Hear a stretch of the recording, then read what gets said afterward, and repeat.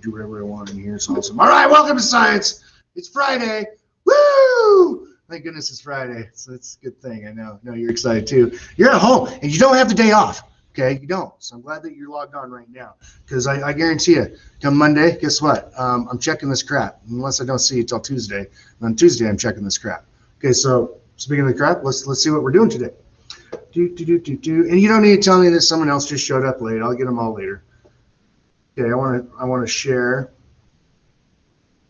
Present my entire screen. Make it blue. Share it up. Okay. Those you got your book. What I want you to do is I want you to go to page 63, please. Go to 63. I'll give you a second to kind of get that up. I'm gonna hide this little down there. I believe I got mine all queued up. So hopefully when you get there, you got this picture of this college dude looking dude. I don't know, it looks like a college dude. His name's Doug. I'll give you guys a second. Okay, so what we're going to do is basically we're going to do this whole thing on earthquakes. I think getting done with the whole plate tectonics things goes perfect with earthquakes. What causes earthquakes is plate tectonics, right? The theory of plate tectonics explains why we have earthquakes, explains why we have volcanoes. So you can kind of see our next little thing, we're going to probably start going to things like that, like earthquakes and volcanoes. So this is kind of a good one. We're going to do a little introduction on earthquakes. We'll do a little safety techniques, like get under the table, things like that. We'll talk about P waves and S waves. Those are the main types of earthquake waves. The P waves are like super fast. The S waves are slow. And yes, Dalton, we will be playing with the slinky for sure when we start talking about these. Dalton knows exactly what I'm talking about. If you take a slinky and just kind of like pull it out and go, fling, you can imagine a shock wave go through it. That's the P wave. If you take the slinky and go, okay, that's going to be like the S wave. Those are the ones that break the buildings. Okay, so hopefully you guys all got it out. Maybe I'll turn on my little microphone. I'm probably super duper loud. I think the recording's right there. Can you guys all hear me okay? D-Man, you hear me okay? Yeah. Okay. What's up, Pume? Was that you, Pume? Yeah. I love you. Okay, here we go. Doug Gibson. Gibbons? Let me go with the Gibbons. There's a Gibbon River in Yellowstone, so I think this is Doug Gibbon. Research scientist, engineer. In and around Seattle, Washington, earthquakes are a major hazard. This is where Doug Gibbons lives and works. Not too far from a tectonic plate boundary, where one plate is sinking beneath another. The motion of this plate boundary can cause major earthquakes that damage buildings and roads and cause injury or death. We kind of talked about like how big an earthquake would be. For you to even feel it, it's probably got to be about a 3.5 to 4. Even if it was a 4 and you're like outside playing soccer, you wouldn't even notice it. Someone actually, kind of pointed out. And at that point, you'd be like, oh, kind of smiling. It's kind of cool. I think in our class, to talk about a 5. 5's are kind of a smiley one. You're like, whoa, we're in an earthquake. 6, you're kind of scared. You might soil yourself a little bit. 7, there's a good chance you might know someone that died if you were in a 7, or at least people in your town. 8, it might be a family member of yours that died. If you're in a 9, you might have died, okay? The biggest recorded one was in Chile. I'm going to pull it out of my ear. I think it's like a 9.5, and I think JJ once said in class, that doesn't mean that was the biggest one, and doesn't. That's just the biggest one we've ever recorded. I think the biggest one, Rigel and I were talking about this one in Alaska. There was one recent. It was like a 7. That's pretty stinking big. My friend that lives up in Anchorage, their dishes were thrown out of their cupboards and everything. So 7 is definitely a big one. In Idaho, the biggest one I've ever heard is like a 5.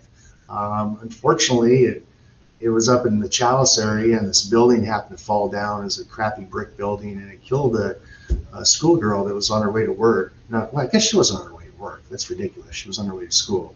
But that was, I want to say, in the 80s. So chances are here in Idaho, you're not going to be, in some huge earthquake. We're going to probably more than likely be in a smiley one, like the swarm of ones that we had down by Soda Springs a couple of years ago.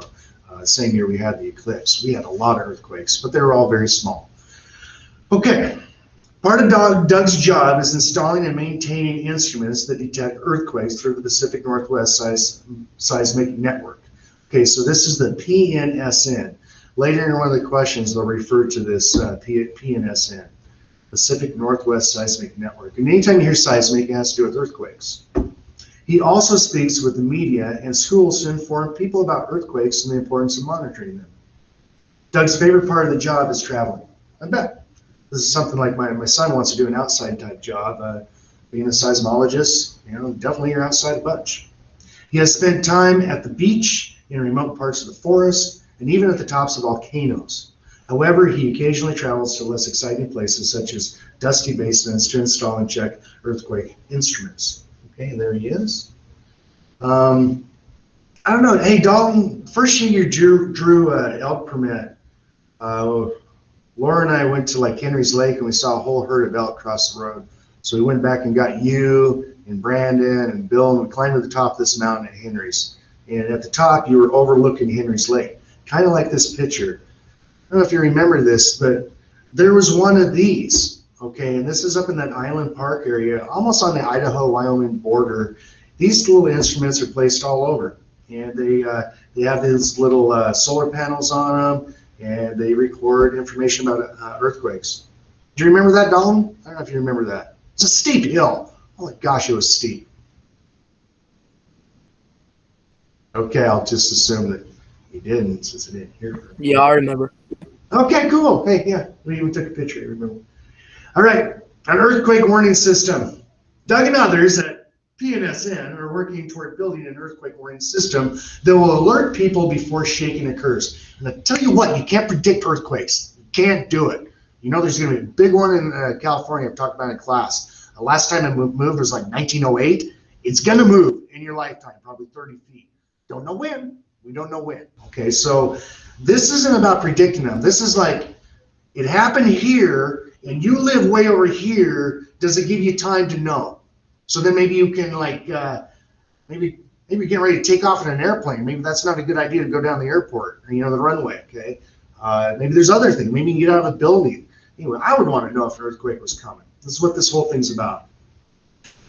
This is one reason earthquake detection instruments Doug works are so important, especially if you live in California or the Pacific Northwest. But earthquakes are unpredictable. So how is it possible to warn people before shaking occurs? When an earthquake happens, it sends out waves of energy in all directions. I mean, you can imagine, like throw a rock out into a pond. Boom. Can you imagine all the waves? Every direction, away from where it was. By the way, that's called the focus where it happened. When earthquake enters, it sends out energy in all directions. Primary waves, or P waves, travel the fastest, but do not cause much shaking. Like you just go back and forth. Shear or secondary waves are called S waves, are slower and can cause major shaking. S waves, guys, go like this. I'm going to show you a little video here in a second. Sensors and earthquake instruments can detect faster P waves, which arrive before the S waves. The instruments communicate data almost instantly to an earthquake alert center, where it is determined if shaking will happen, and if so, when and where. This triggers a warning message that is sent to people's phones and computers, possibly giving them several seconds to prepare for the shaking that an S wave can bring. So you're not talking about a long distance here. Well, if you think about it, the farther away from the earthquake, the more notice you're going to get. I mean, right when the earthquake happens, the P and S waves are on top of each other. And then P waves like Usain Bolt, he's way out there. And then like Mr. Hughes is way behind, you know what I'm saying? So if I'm the S wave, you can tell. If Usain Bolt's like 3 miles in front of me, obviously the race started probably 2 minutes ago. Yeah, because he's really fast. All righty, so here we go. Let's go ahead and turn the page. You just heard all your pages turn. Yeah, that's awesome. Okay. Now we have this. It says an earthquake warning system. Okay, before we jump into this, there's only 3 questions we're going to do, so it's going to be easy peasy. Trust me on this. I just want you to learn. I want you to learn. This is my sprinkling for earthquakes. Okay, so this little girl, she's got an adorable voice. I'm not sure when this happened, but it's pretty good. Sorry, I couldn't quite hear you. Could you please repeat what you said? Why would you be talking? I didn't say sorry. Just be quiet over there. Okay, here we go. Sorry about that. Okay. So hopefully you can see this, and let's push play. There are 3 basic types of elastic waves which cause earthquake waves. 2 of those 3 develop in bodies of rock. The faster wave is called the primary, or P wave. It moves in the same way as a sound wave, so that as it spreads out, it pushes and pulls the rock. In class, we'll use a slinky to demonstrate this. I know my son knows exactly what I'm talking about. The slower of the two waves is called the secondary, or S wave. When an S wave forms, it shears the rock sideways at right angles to that direction it is traveling in. And you can see why those would be more destructive. In most earthquakes, P waves are felt first. The effect of P waves is bumping and rattling of windows. The effect of S waves is an up and down and side to side motion, which shakes the ground surface vertically and horizontally. This is the wave motion that damages structures of buildings, causing them to collapse. The third type of an elastic wave is called surface wave and can be split into two types. Okay, surface waves are ridiculous. They don't always happen for earthquakes. These are like spectacularly large ones, 7s, 8s, 9s. Okay, that's when you get surface waves. And yeah, this brings buildings down. The first type is called a love wave. It moves the ground from side to side in a horizontal motion. Called a This love motion wave. particularly damages the foundations of buildings. The second type is called the Rayleigh. Rayleigh waves move vertically and horizontally in a vertical plane, which moves in the direction the waves are traveling in. Horribly Scientists destructive. have developed a theory which states that earthquakes are caused by plate tectonics. Okay, so there's your tectonic plates. There's 15 of them. Obviously, the biggest one is the North American plate. Don't you hate it when you have a map and it's like put on like this? It's distorted. I mean, it's really kind of distorted. It makes this Eurasian plate look like it's the biggest. It's not. It's the Pacific plate. So there's like 7 minor plates and there's like 8 major type plates. My favorite is this little one right over here. It's for you, Fabian. Okay, this is the Juan de Fuca plate, and that is what's being subducted underneath like Seattle and that type of area. In fact, they think the Juan de Fuca plate being shoved underneath here is kind of what's causing super eruptions, you know, the Yellowstone eruptions over the last 18 million years. About every 600,000 years, boom, pops this little cork. Alrighty, let's jump back in here. It also says that Earth's outer shell is split into about 10 larger and 3 smaller plates. These plates move apart, collide, and slide past one another. These movements are caused by earthquake waves. An example of an earthquake caused by plate tectonics is the Peruvian earthquake in 2007. Peru lies on the boundary of 2 plates, the Nazca Plate and the South American Plate. The South American Plate moves 60 millimeters per year towards the Pacific Ocean and over the Nazca Plate. Wow, The tension is sometimes released for Earth. I think they said 60 centimeters per year. Earthquakes can be detrimental. In fact, in most cases they are. In Peru, there were over 2,000 casualties. Scientists have no way of foreseeing earthquakes, as it is not very deep. However, there are 3 simple steps to follow if you are in a building during an earthquake. Okay, here's all the stuff you probably learned when you were a kid. Hopefully I taught Dalton this. I don't even know if I taught you this. But anyway, safe spots underneath tables. I really think a safe spot would be a door frame. Those are spectacularly built. Have you ever seen the construction of a house? There's so many 2x4s that go into a door. And if you think about it, because you're opening and slamming it, especially if you got a sister that's mad, you might know what I'm talking about. So those are really safe structures to be in. In one particular class, we talked about how the middle of a room would probably be the most unsafe spot. Because typically if the ceiling needs to come down, it comes down there, where a wall is going to stay up a little bit better. And once again, here in Idaho, we're really lucky. We don't have to worry about that much. And, you know, and what's better than getting under a table? Probably getting out of the building. One of the things I'd worry about if I got out of the building, though, is power lines. Okay, that's brutal. The other thing is glass coming down from the building. This is where this warning system would be kind of nice. Drop, cover, and hold on. Just remember these steps and you'll have a better chance of being safe. Sweet. I think we're done with that. You are welcome. Thank you for showing us that. Thanks for making it. Okay, so here we go. That's another video I watched. That's a guy that this one was cracking me up. He was showing how like earthquakes would work. And here's the S wave. ridiculous. The one I loved was the P wave. This one right here. His hair, though. Okay, yeah, his hair is spectacular too. I had a moment on his hair too, but okay, now he's gonna push these guys, right? I'll just let you watch. Now turn face this direction. Oh, wait a minute. All right. And now instead of putting your arms on each other's shoulders, put your Yes, okay. Did you see him Superman into these guys? That was perfect. I thought he was gonna like softly push him. Watch this. He gets a run at that start. No, he has to get a full-on running start to do it. I can't wait to do that. I'm gonna do that with you, Sadie. I'm gonna have you in the back and have you locked up, and I'm gonna Superman into you. Anyway, that was a P wave. Here's his S wave. Oh, I showed you the S wave. Oh, that's good stuff. Cracks me up.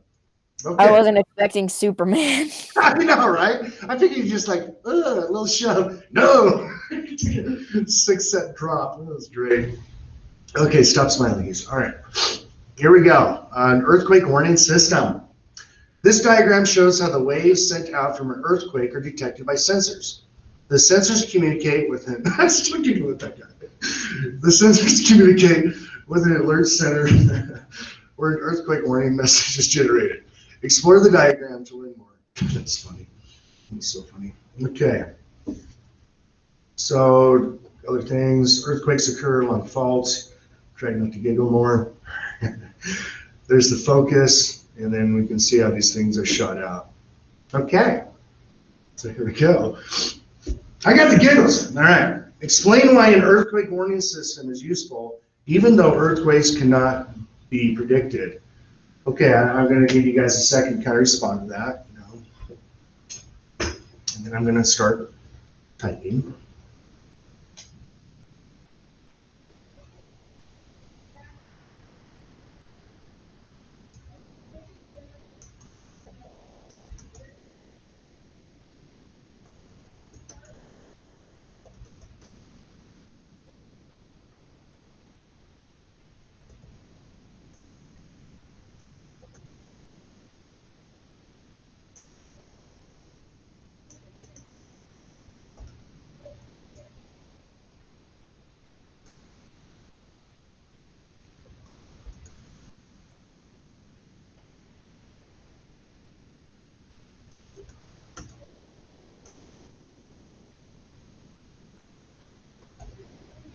Okay.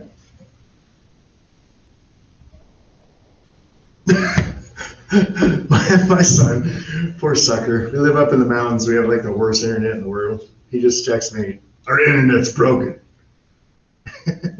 Sorry, bud. Try to get back on. Go down and hit the little switch and play with the little antennas. I don't know if it does anything, but for some reason I feel like it does. Okay, so here's what I put. Explain why an earthquake warning system is useful, even though earthquakes cannot be predicted. You can see what I said. I said, I think it would be really nice to know that an earthquake is coming my way.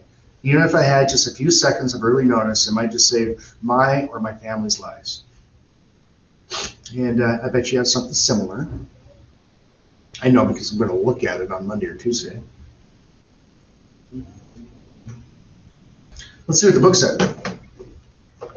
Survey says, number one, an earthquake warning system is useful because it can detect an earthquake happening and still warn people before the shaking from an earthquake starts. Okay, I like my answer way better. And so do you guys. I know you do. Let's do the next one. The team at PNSN, those Pacific Northwest people working with seismic stuff, is working to make the transfer of data faster from sensors to the alert center. Explain why this is important. They're trying to make it faster. How could that be helpful? Go ahead and start writing something. Or be lazy and see what I do.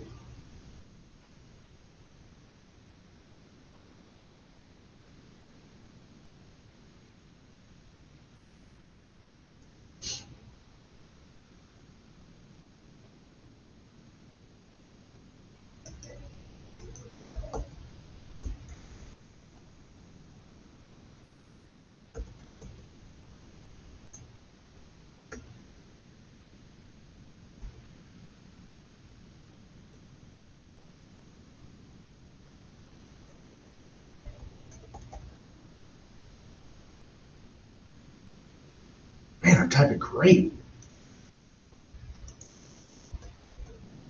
Did I make it here? Okay, here's what I said. Explain why this would be important for it to be faster. I said, I think every second counts when it comes to an early warning systems. Okay, maybe I'll read that again. I think every second counts when it comes to early warning systems. Yeah, that sounds good. 1 or 2 seconds could be the difference between life or death. That's pretty good. Okay, let's do the next one. We're almost done. You ready? Next question says, an earthquake warning could give people a few seconds to prepare. Yeah, we agree. Apply what you learned to provide examples of ways people could prepare for shaking. For example, one way is to stop planes from taking off or landing. Snap, man, I was going to say that one too. I like that one. Okay, you ready? Earthquake warning can give people a few seconds to prepare. Apply what you've learned to provide examples. I see an S at the end of that. That means like more than one. Okay, here we go.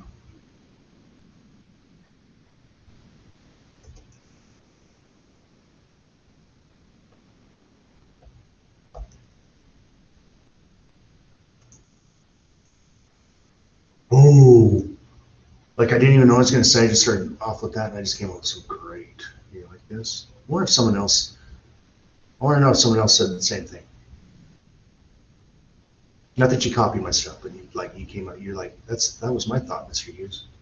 One example that would help is someone that was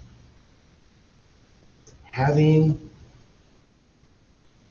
an operation. Okay, my sentence is horrible, but you know where I'm going with this. One example, okay, one example that I think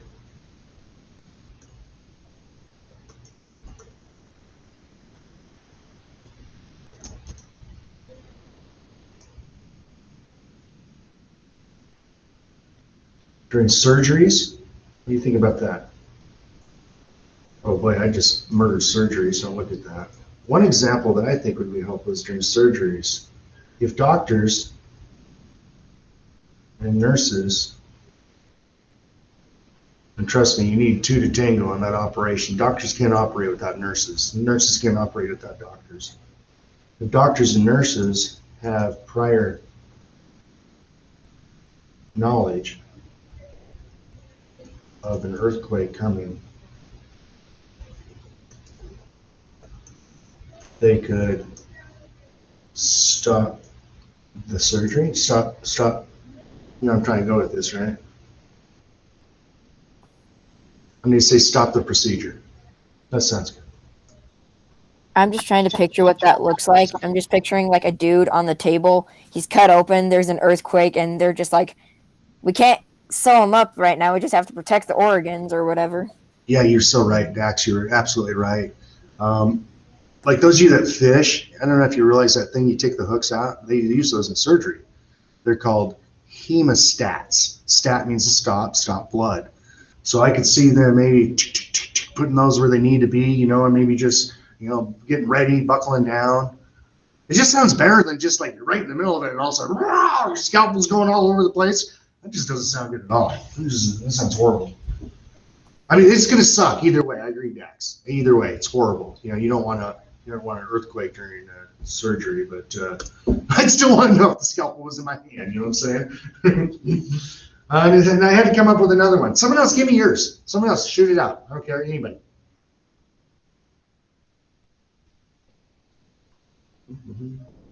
Not everybody at once, just one at a time would be okay with me. People could get out of the building or take cover if they knew. If they didn't know, they might not have time to get out. I'm writing it down. Was that my yes coach? Was that ever? Who was that? That was me, coach. Right on, brother. Sweet. I didn't even know. I was just going off your awesome voice. Okay. So people could also get out of the building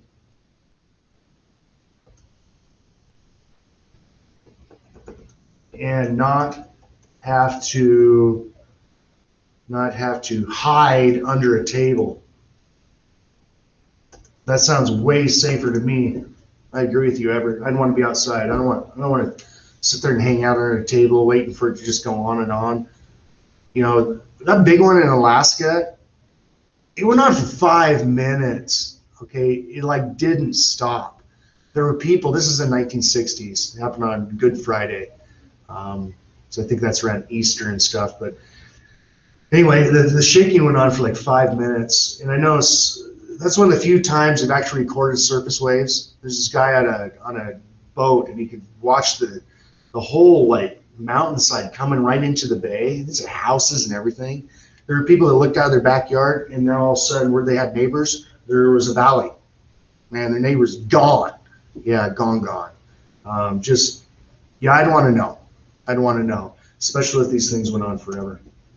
Okay, so we're going to talk more about earthquakes. I want to say it keeps coming, and it will come up later in the book when we start talking about volcanoes and things like that. But I don't want to miss an opportunity to at least do this one. So, guys, that's going to be my show. We're going to be all tightened up. We're done. Mr. Hughes, Yeah, talk to me, bud. what would you do if you were in a car during an earthquake? I'd probably just pull over to the side of the road. I mean, I think that's probably a pretty safe thing. Unless you watch Superman, Lois Lane, she didn't do too well during that earthquake. But I would imagine, yeah. If you're in a tunnel, I'd keep driving and get out. Or like a bridge. Mr. Hughes, Bridge, what about if if you're like I was on the skiing? bridge, I'd keep going and I'd try to get across it. What if you're like skiing during an earthquake? I'd ride out the wave, man. I think it depends. Like in Idaho, even if it was probably like a 4 or 5, I don't even know if you'd notice if you were actually actively skiing. If you're skiing, what I'd worry about is avalanches from snow and stuff like that. That's what I was thinking. Yeah, those poor people that were climbing Everest like 4 or 5 years ago. If you know anything about Everest, there's this huge ice field. The Catman, it sounds like the Kathmandu ice field. It's not that, but Kitaman or something. Anyway, you're going through all these crevasses of glaciers. And it's treacherous. Picture all those people on those ladders. You know what I'm talking about? That's a section. Okay, and earthquake happens. You have a massive avalanche that happens several miles up above. It killed, I think, 30 people. So Everest is rocked with earthquakes, and you can imagine how that produces avalanches. Was that the avalanche that happened just above base camp? Yeah, well, it was quite a ways above base camp, but that actually it went and put snow into base camp. Yeah, that's how far that went. Yeah, and you can go. Well, in that case, why would anyone want to go to Everest? We talk about that in class. Why would you want to climb Everest? It's the highest place on the earth.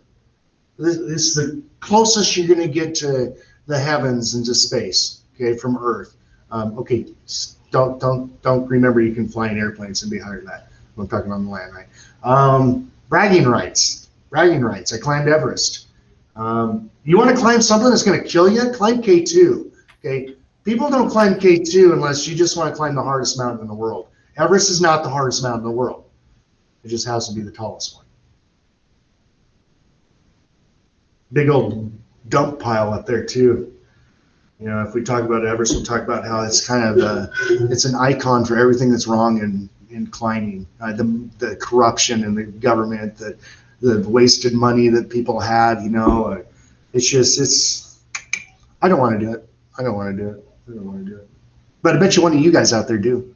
It's funny, when in a class of 30 kids, when you start talking about Everest, about 10 of them want to. Until you talk about all the dead bodies and everything on there and how you'll probably die, And pretty soon it's down to 1 or 2 kids. And if you want to climb Everest, make sure you're rich, okay? Because it's not for the poor folks. I think your first step on Everest is going to cost you about $50,000 just to get there. Okay, any questions on earthquakes? Or are you guys just ready to be done? Look at this, we got it like a half an hour. That's pretty good.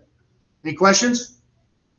Yeah, which hour is better, first hour or second hour? This year, like what's my favorite hour? Yeah, first hour or second hour. Which one's better? Well, it's kind of about the same now. I mean, you guys all know that if you were in that 1 hour, 1A, first hour, that was lame.